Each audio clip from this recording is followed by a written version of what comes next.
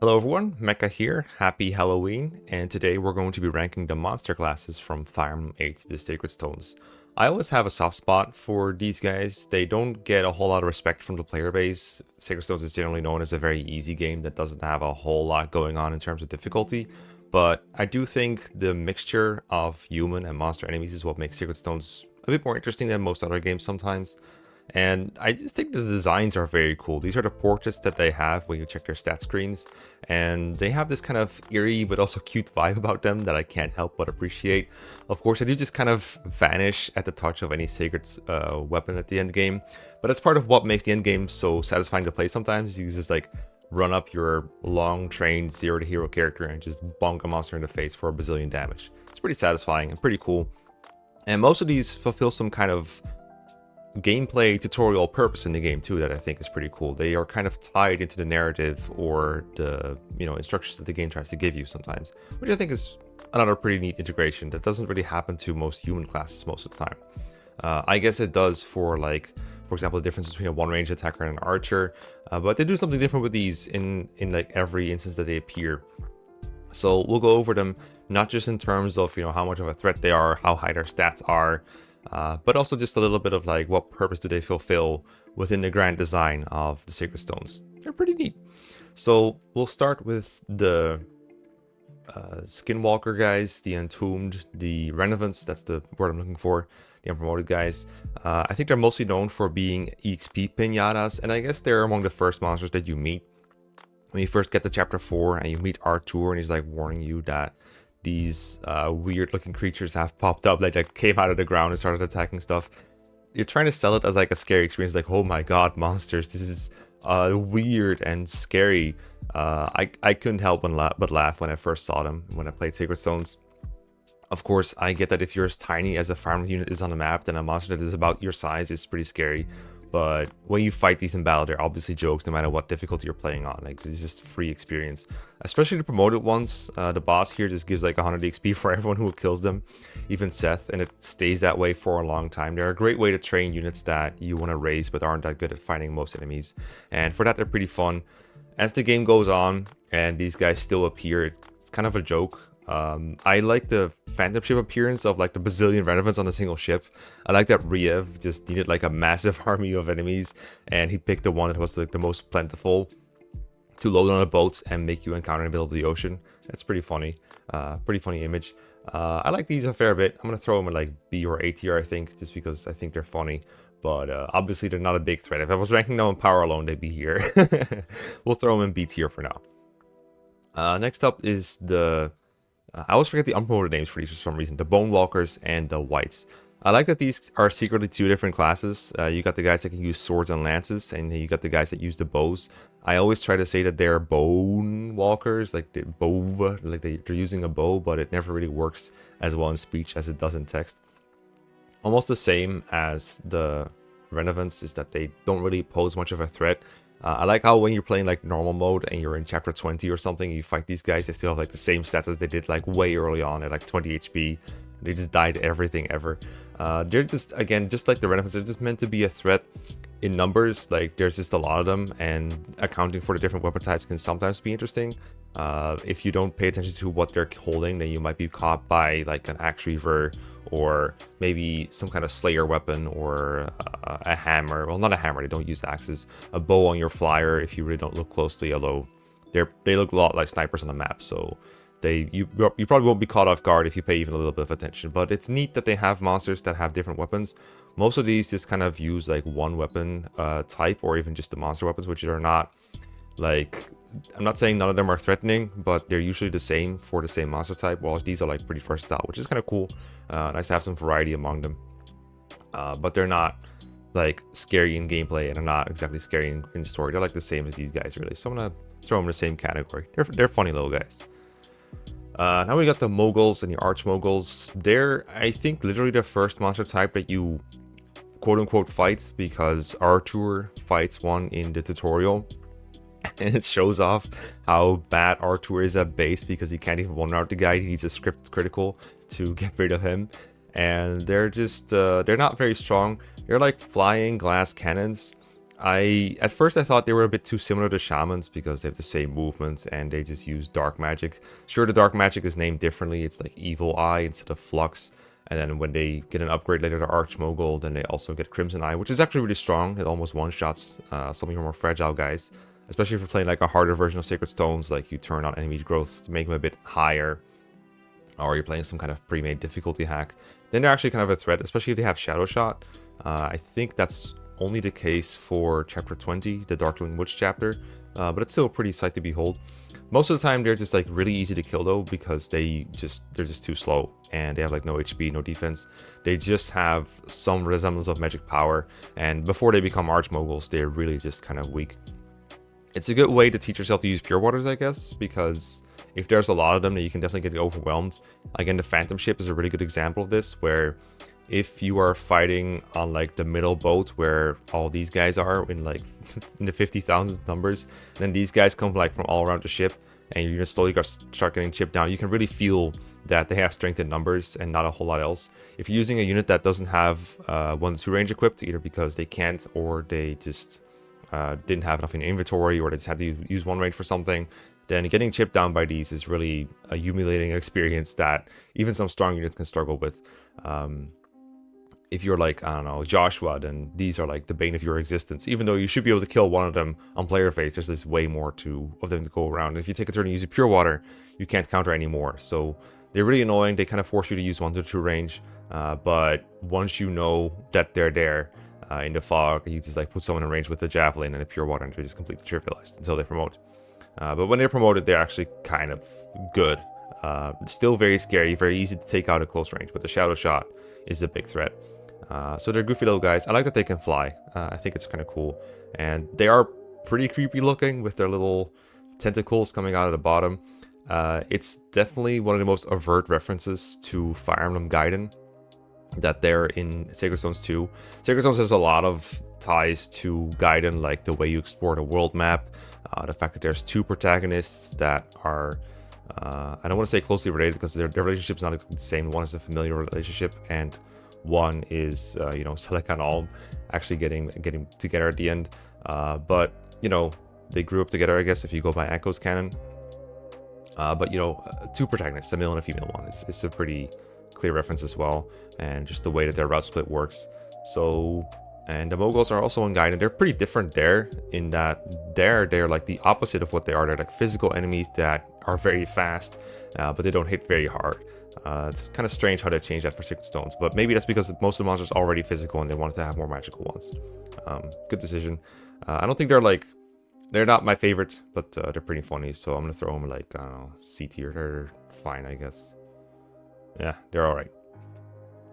Bales, the big spiders, these have by far the best introduction in the game, especially compared to this little group. They are like the first monster chapter, which is alright. But there's like a villain in chapter 6, one of the generic bosses, Novala. He just like kidnaps an entire family of Renee people and throws them into an enclosed space, and then has a spider come down to the mountain to go and eat them.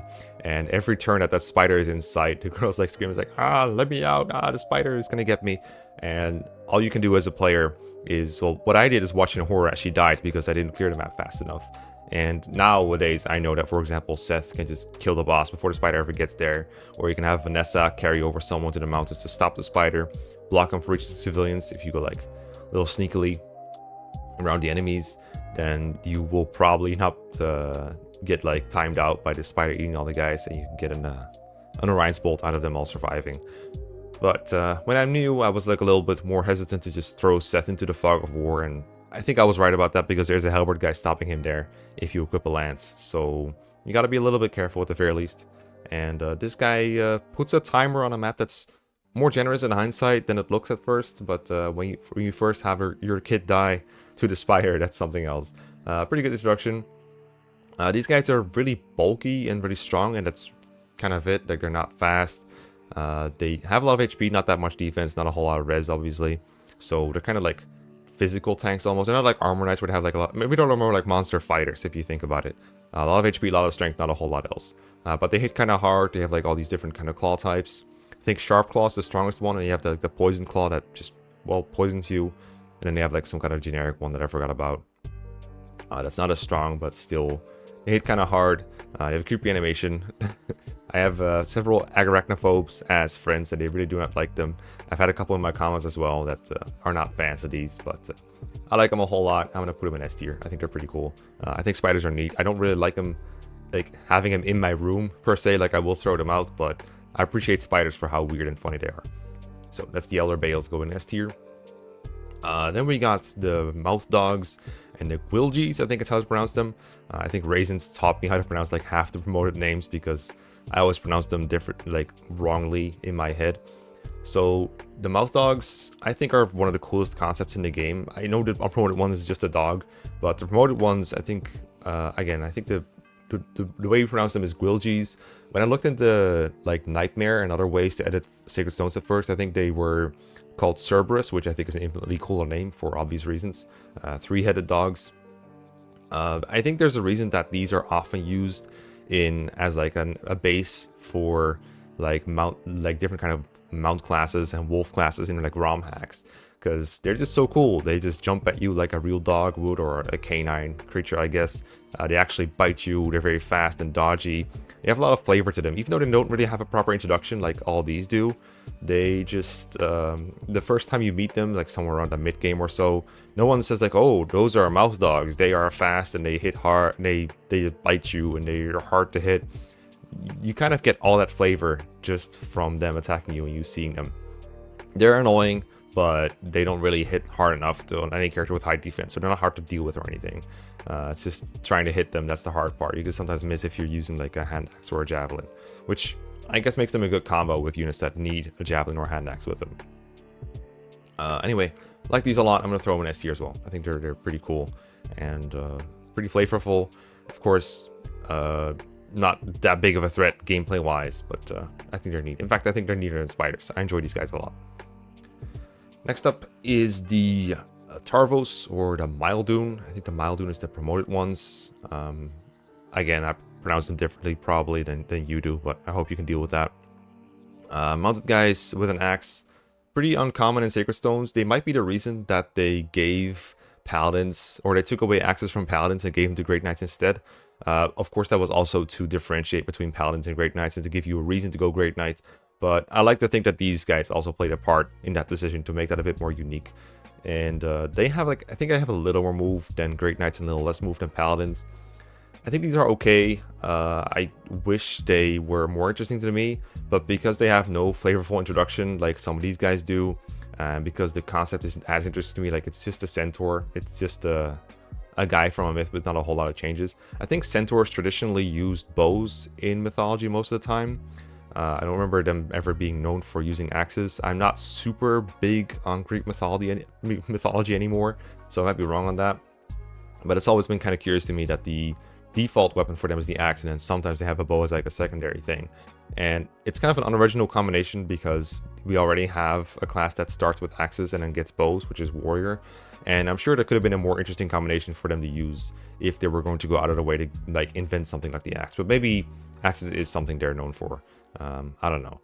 I think these guys are okay, but I think it doesn't help that they're like, I think you were first introduced to them in like Erica's Village of Silence chapter, the chapter where Saleh joins, and they might also be in like another Ephraim chapter that's not like super notable. I don't think they were in the chapter after Phantom Ship, or in Phantom Ship. They were not there, definitely. I'm trying to remember if they were in the chapter after Phantom Ship. The one where like Riev comes in to give Kalak a bunch of reinforcements, or like make Kalak go away, and then a bunch of like monsters come in. So I just think the chapters where they're introduced are not the most interesting ones. They're just kind of there, like they're part of the team kind of, I guess, but not really. They're just kind of boring. I don't really have a whole lot to say about them besides that. I think it's funny that they're weak to the rapier and originally, of course, so you just kill them with that. And yeah, they're not that interesting to me. I don't think they're bad per se, but I do think Moguls are funnier, so I'm gonna put them in D tier just for like comparison's sake. I don't hate these. I just think they're very mid. It's probably just because they didn't have anything to do in the story or anything. Next up is the Gargoyles, the flying guys. On one hand, I think, again, it could have done a more interesting weapon type with them, with the Gargoyles. I don't know if they traditionally always had like spears in mythology, but if they didn't, then I'm not sure why they went with giving the flyer class on the monsters also lances. Like, we already have Pegasus Knights with lances, we already have Wyvern Knights with lances, or Wyvern Riders, especially with the Wyvern unpromoted class. So I'm not sure why they had to give these lances too, because now they just feel kind of like Wyverns, especially with enemies like on the map already being like the same color. They almost look like Wyverns there too. In fact, I'm pretty like they're kind of dragon-like looking as well. So I think in that way they fail to stand out a little bit from monsters or from human enemies. Even though there are plenty of differences, of course the human flyers, the Pegasus Knights, are supposed to be the fast ones with less like bulk but more speed, and then the Wyvern Riders are supposed to be the bulky ones with less speed but more physical power. And Gargoyles feel like they're kind of in between, where they're fast, but they're not frail like Pegasi. And they do have more constitution, so they're a bit harder to double than Pegasi. Sometimes they have to weigh themselves down. It depends, and of course, since this is Sacred Stones, it usually isn't trivial, or it usually is trivial to one-round them anyway, especially in later parts of the game. Early on, it can be a little tough to double Gargoyles. You might have to be like Joshua or Marissa or Colm or something to double them reliably. I don't think your Cavaliers are usually going to be there besides Seth. But it's like that sweet spot of Sacred Stones where you need like around, I think, like 14 to 15 speed to double most of them, depending on what they're holding and, you know, what kind of mode you're playing. If you're on low mode, they're a lot harder, easier to double, of course. I'm kind of using hard mode as an assumption for that one. But they're like kind of big threats. Of course, everyone's favorite is the deathgoyle, the guy that appears at the starting point of the Phantom ship and all the way to the left, and just starts like coming down on you with a 1 to 2 range short spear and a bunch of speed, super hard to double. I don't think anyone like really doubles that guy besides Joshua. And he just hunts you down and like murders your units unexpectedly from the fog. There's like an equivalent in the Erica map that's not as threatening, but still usually kind of known as the boss, even though there's a different boss. The one in the chapter where Lorshel and Dosla joins, like all the way in the bottom right behind that door. He starts moving when you open that door and just kind of comes at you. He is not as scary because you can kind of choose when you start fighting him, but if you don't know about him, you just open that door unassumingly, then your thief is probably dead. I don't think that's ever happened to anyone ever, but I guess it's like supposed to be the Erica Road equivalent. But that's notable, it's memorable, it's funny, a bit frustrating if you have to restart Phantom Ship over it, but that's life. I think Gargoyles are funny like that. Goofy little creatures. I want to put them like in A tier just for being a threat, being memorable, and being kind of cool. Now those are the monsters that you all fight before the route convergence, so before like Scorched Sand basically, and after that they introduce a couple more. Actually, the Cyclops is introduced a little bit more, so I guess we can talk about him a little bit. I think this is the only one you fight in pre-route convergence, like the Cyclops that in Landing in Tyzel is what the chapter is called, I believe. The chapter after Phantom Ship and Ephraim route. I don't think Erica fights any Cyclopses by herself. Really big guys. I just think the stats and the art match these like so well. Again, the art for these portraits is absolutely amazing. I think the Cyclops is one of the best ones. Big one-eyed monsters, probably just like scream at you. They look dumb, but they hit really hard if hit you with an axe, and they have like a bazillion HP.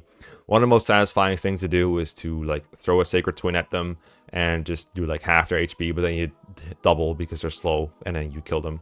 One of my favorite appearances of the Cyclops is like in chapter 20, Darkling Woods. If you're going all the way around to get to the boss instead of just fly skipping it or warp skipping it like I usually do, then there's like a reinforcement wave of Cyclopses from a cave all the way in the north part of the map. They appeared like 2 at once. I don't think they can even be blocked. It's kind of appearing in your face, and I'm pretty sure their only like intended design, like their only purpose is supposed to be get in the way, you know, just stop you from going through as wave after wave of Cyclopses come through. I remember when I made a dumb Sacred Stones modified version, I called it like Trollothy, a very unoriginal concept, like years ago. I think what I did is I made Cyclopses appear in like one of the Ephraim chapters, the early ones, the Geb one, Fort Rigwald, and I gave them no weapons, so your only choice to get through them was to just like attack them over and over on player phase. You just couldn't get through them, and it was being really obnoxious. I think I replaced the Cavalier Reinforcements with those. Very, very dumb design, intentionally so. Very annoying.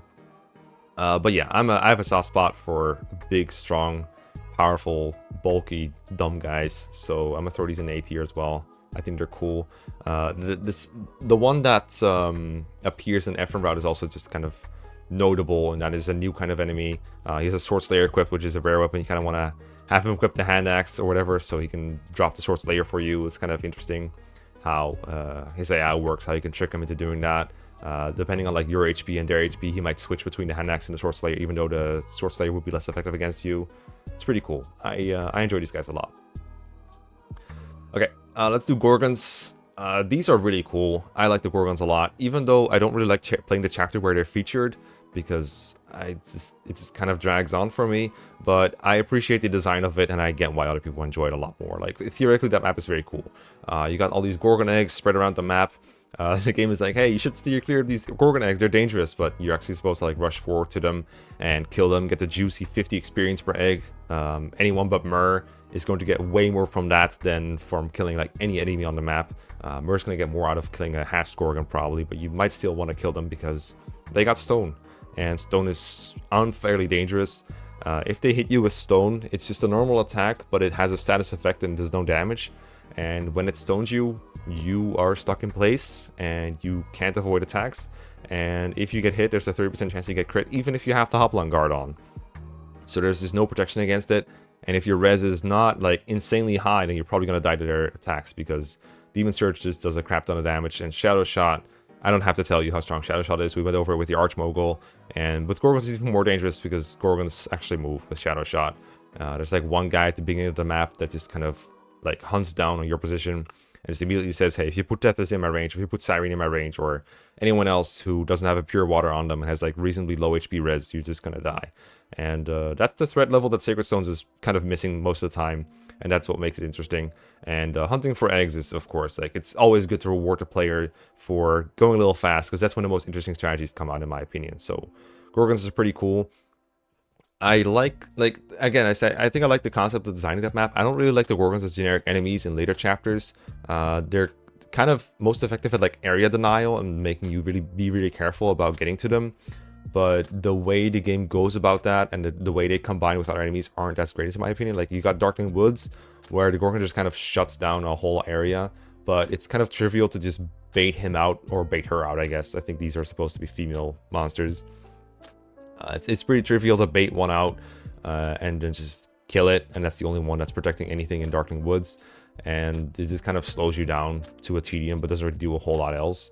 And then there's like more in the final chapter surrounding Leon, where there's like two approaches to it. Either you do like a meticulously planned move to get a unit safely to Leon and fight him there, but because Leon is so bulky, your only option of fighting him reliably is Myr. Anyone else will just die to the Gorgons there. The other option is, of course, to slow down, bait the Gorgons one by one, run them out of Shadow Shot, bait the ones that move with Demon Surge, and or maybe hopefully dodge some stone attacks, and then maybe you'll get through. I don't think that part of the game is particularly interesting. You can like rush in, I guess, with all your units and kill him in one turn if you can do that safely. I guess that would be an interesting maneuver to do. I've never really executed that one before. But I don't know, I'm not a big fan of the Gorgon like formation around Leon personally. I think that one's okay. But conceptually, and the way that chapter 18, the Gorgonath chapter, works, I think Gorgons are really cool. I'm gonna throw them in A tier. I think they're pretty neat and pretty scary as well when it comes to, like, you know, for a Sacred Stones enemy, they're pretty scary. But what's really scary in Sacred Stones is, of course, the Draco zombies. These, I think, are most people's favorites just because they have absurd stats. They just wreck you. They got Decaying Breath, I think it's what it's called, which just does, like, I think it's called like plain damage, straight damage. There's like a term for it, but I forgot what it's like properly called in video games. But it ignores your defenses and it just does like whatever damage their attack is to you. And when it's a generic enemy that's not that scary, I think they do like 36-ish damage to most units. So you're usually able to just survive that at the end of the game. Like, there probably are units that are viable that have less HP than that, but most of them are going to have more at this point, and some of them that would have less might have also gotten like an angelic robe or something. So usually you have someone who survives, and it's just a matter of making sure that the Draco zombie is the only thing that gets to attack that unit, because you don't want it to die. Of course, they fly, they have 1-2 range, so they're pretty flexible in where they go. The flying doesn't really do a whole lot for them in the final chapter. Of course, part of what makes them, I think, threatening, or what makes the final chapter look intimidating, is because right before that, you fought Morva, a converted Draco zombie from a Manakete, and he was pretty strong, and he was in a more densely populated area with enemies, so if he hits someone, then he could get finished off by like a boss that's over there, Riev, or a bunch of other enemies, and all that combined can certainly kill even the strongest units. So that's a big threat. And now the next chapter just says, okay, that boss you fought last chapter is now a generic enemy, and there's 2 of them, have fun. Of course, they're in much less scary positions if you think about it. You only have to fight one of them if you even go through the sides at all. You can even skip them entirely, like by flying through the middle or using warp, or having a lot of movement, or making proper use of Tethys. You can distract them by using a Phantom from like Null or Ewan if you want to. So you have options to outplay them for the most part, but doing so to a powerful enemy is still satisfying. I think the design is hella cool, like a big skeleton dragon. And oh, I can't forget, at the end of the Ruins of Volney, there's like a single floor waiting for you with like 10 of these guys just standing in a circle around you, and it's just like, good luck, fight these. I remember that being like, that's an ultimate, like, how do you call that? It's a pretty good final boss-ish sequence. Like it's a pretty good final chapter to an epilogue, if you think about it, to a post-game sequence. I think that's pretty neat. You have like, at that point you have all the tools in the world to outplay them. You have like bishops that have effective damage on everything. You can have them purge the Draco zombies from outside of their range. You can again use phantoms to distract them. You can figure out a formation with Tethys to like kill 2 at a time. There's a lot of ways around these, and that's a lot of fun. So yeah, I'm gonna throw these in S tier as well. I think these are really neat. Finally, we got the Demon King.